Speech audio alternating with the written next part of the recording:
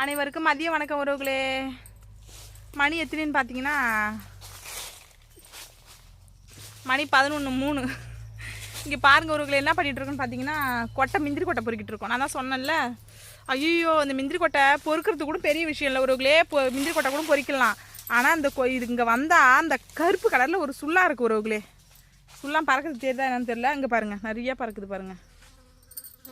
வந்து இந்த சுள்ளாம் அப்படியே பிடுங்கி திங்குது. எவுத்த பார்த்தாலும் தண்டிச்சு தண்டிச்சு தண்டிச்சு தண்டிச்சு போயிடுது.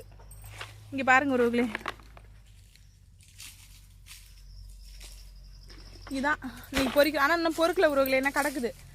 இந்த டைமில் காய்ச்சி சுள்ளான 5 பாயிண்ட் தான் எனக்கு ஏற்கனவே 5 பாயிண்ட் தான் ரத்தம் இருக்குது. மயக்கம் அடிக்கடி வருது.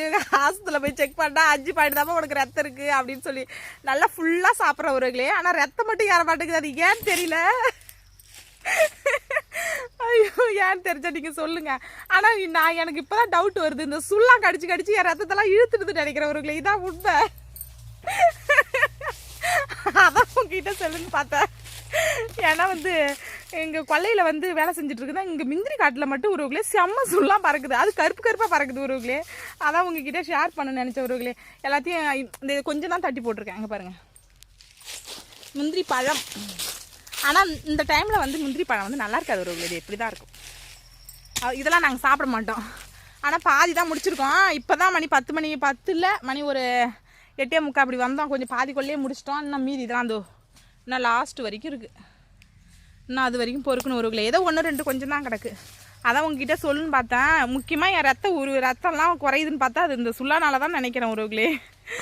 அவ்வளோதான் உங்ககிட்ட நான் ஷேர் பண்ணணும்னு நினச்சேன், ஷேர் பண்ணிக்கிட்டேன்.